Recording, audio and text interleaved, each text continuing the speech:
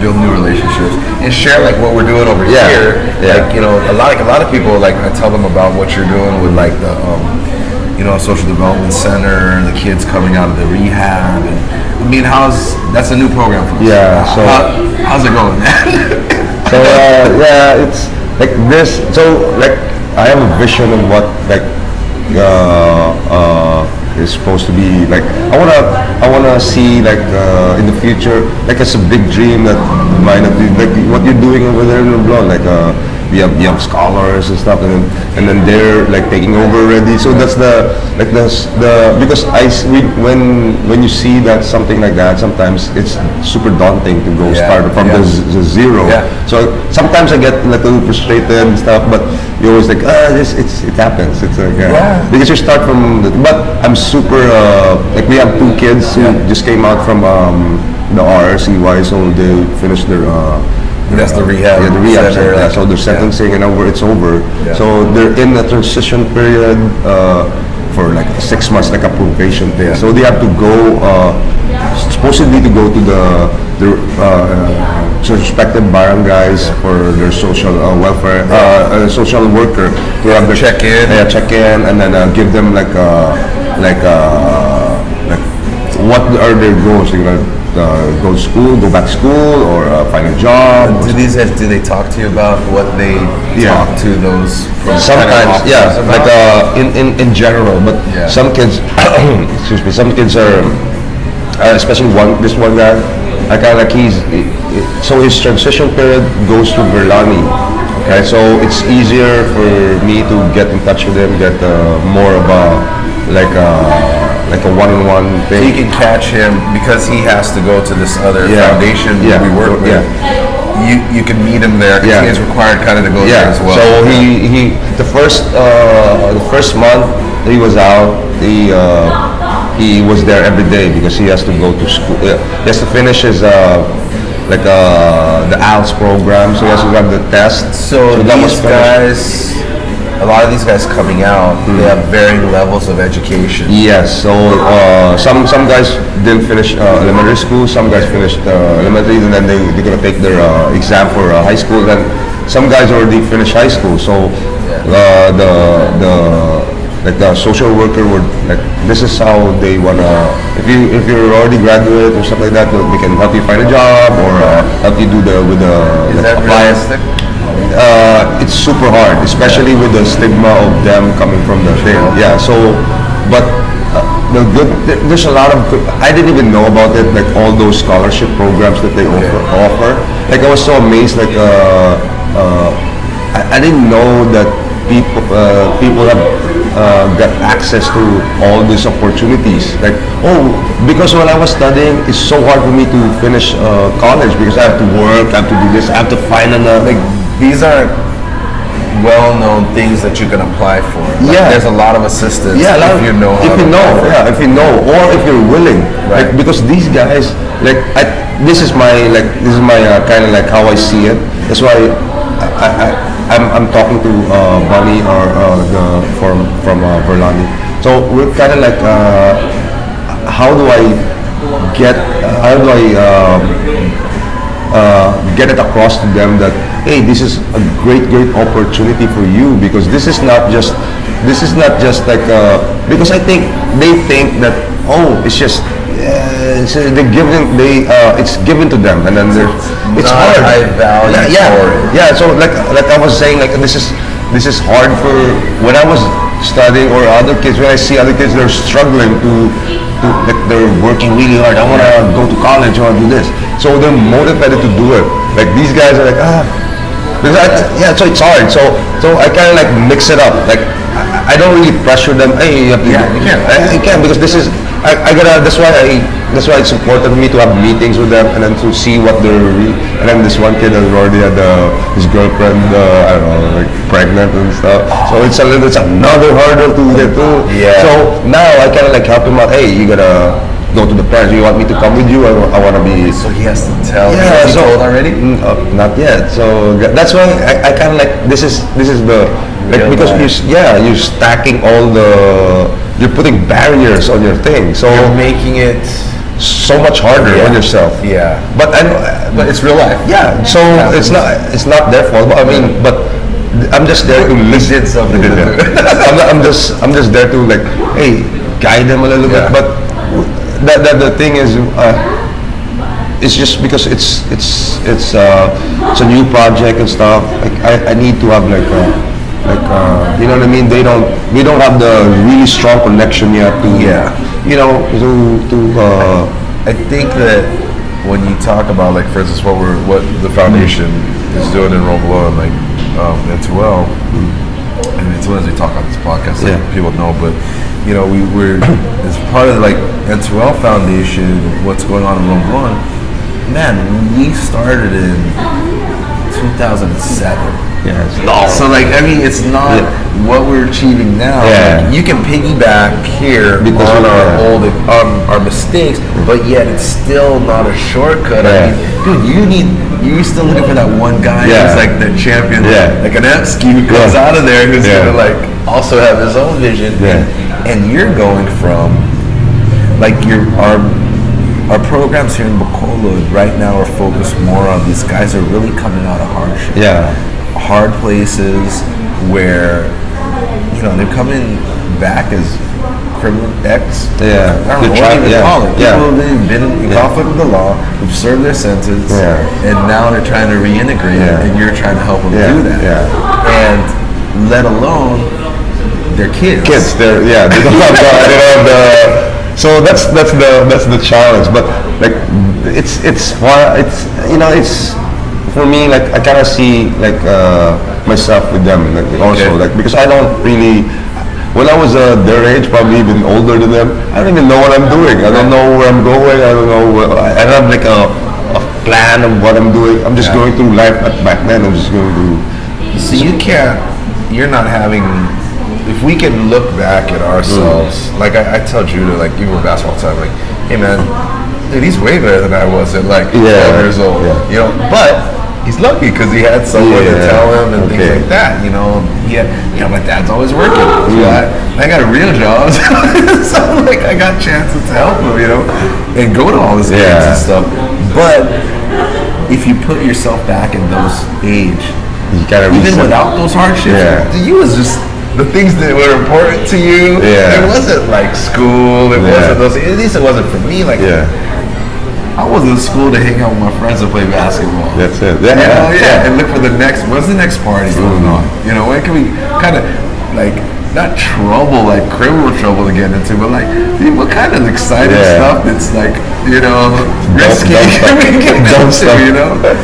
So, I mean, that's still there in them because that's natural, but they're starting, like you said, with a stigma of coming from this, and even on their own self, probably how they look at themselves differently because of what they've been through than to the other kids. Like you say, oh, those scholarship programs, that's for other kids. That's not really for us. I don't think you know. So I mean, so how has it been though? Understanding all of that and being in the reality of those kind of factors, you're still there trying to make friends with them. How's that going? So,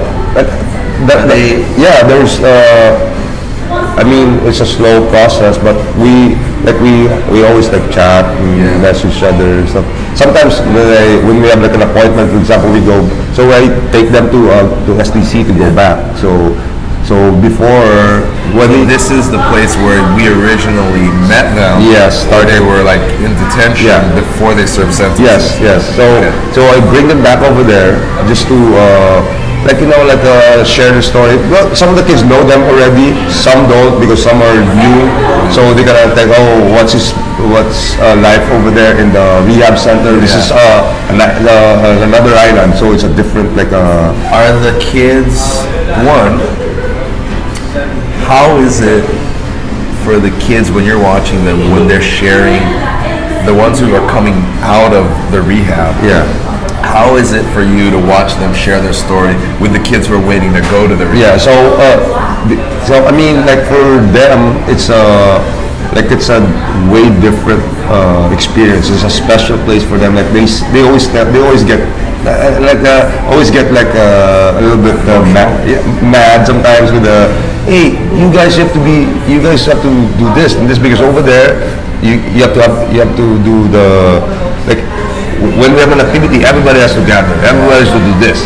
Everybody's going through their daily routine on a timeline. Yeah. So it's like a little strict, but they said they like it because it's more of it's a little it's structured. So it's like, you know how like when you're a little bit older than someone else, and you learn something, and then they share, and then you're like, hey, you guys got to be like, come on, man, you know, like you don't know nothing. Yeah, that's what they exactly the way they, especially with the way they talk and stuff.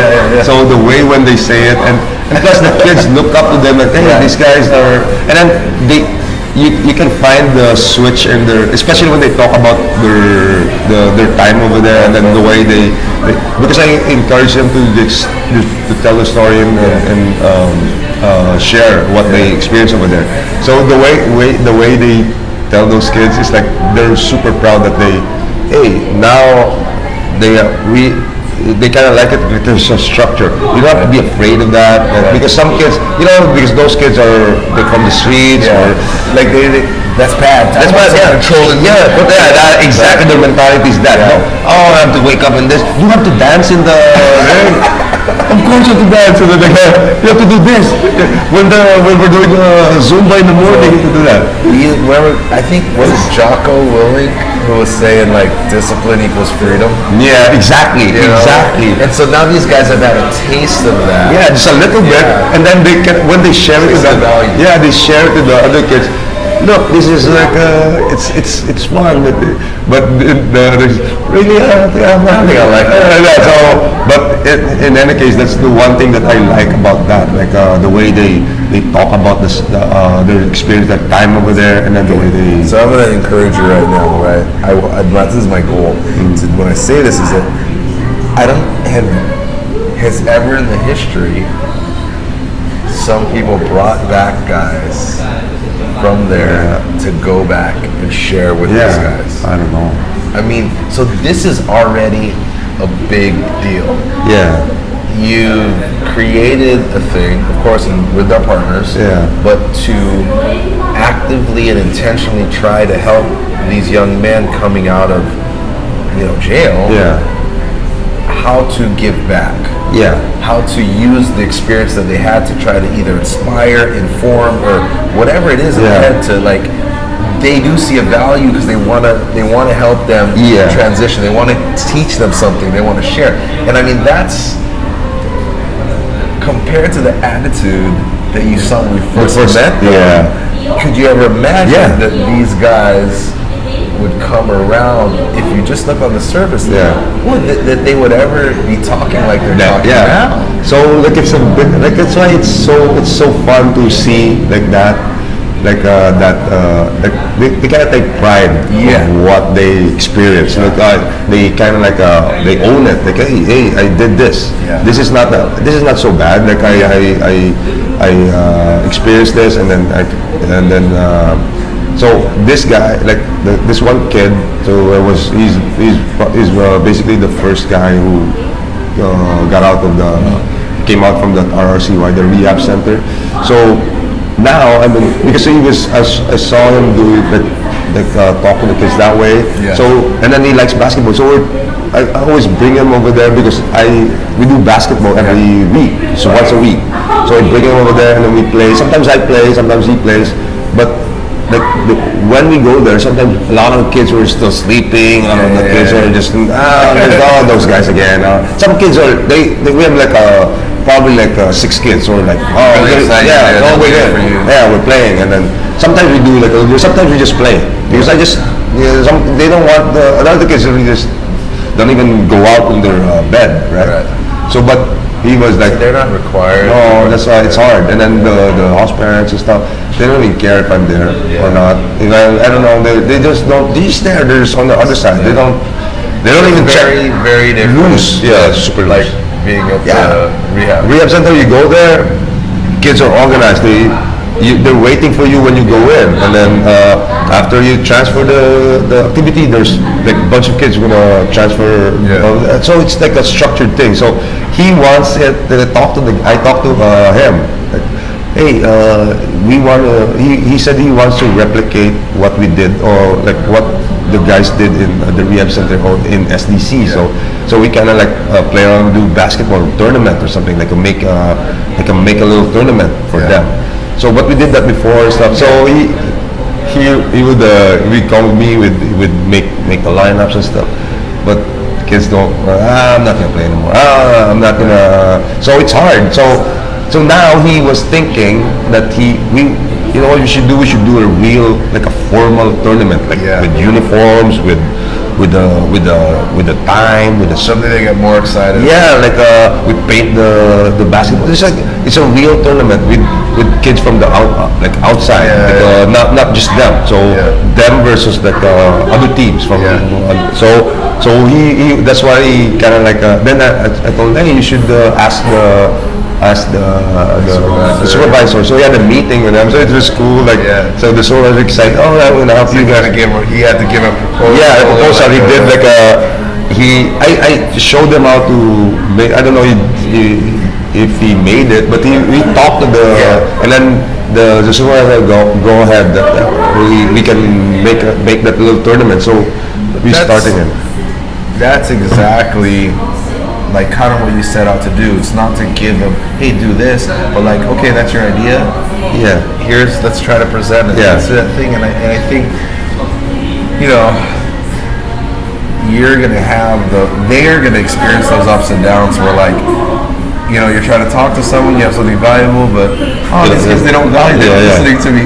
You know, that's part of the. I mean, it's not so easy. That's something they get to learn, and I think that I think it's maybe people who aren't into like athletics or sports, like, you know, they don't always see the value of it. I know when we first started at N2L and we were going to different high schools in Bacolod, and I was talking to administrators, and I would say like, they were so like, why are you so into basketball?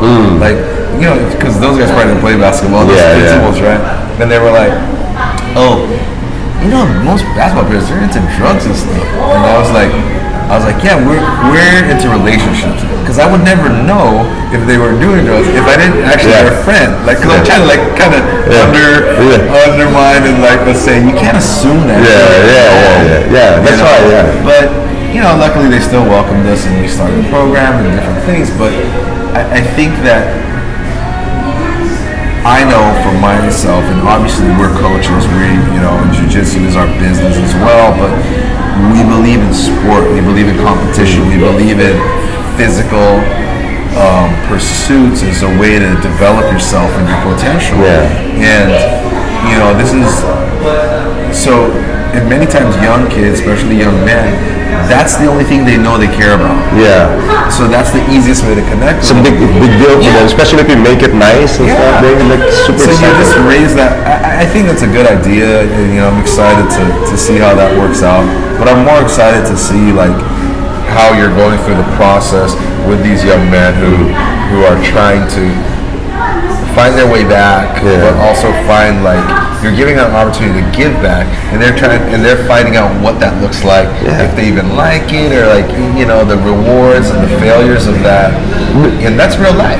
Because I think like this is just part of, because they have like to deal with the real life problems. Like they have to deal with like, you know, finding a job or you know, like, but this is because they like it, and then they wanna. So this is just a good, like just an experience for them to like try and assert themselves, or like become I'm just gonna do it like this.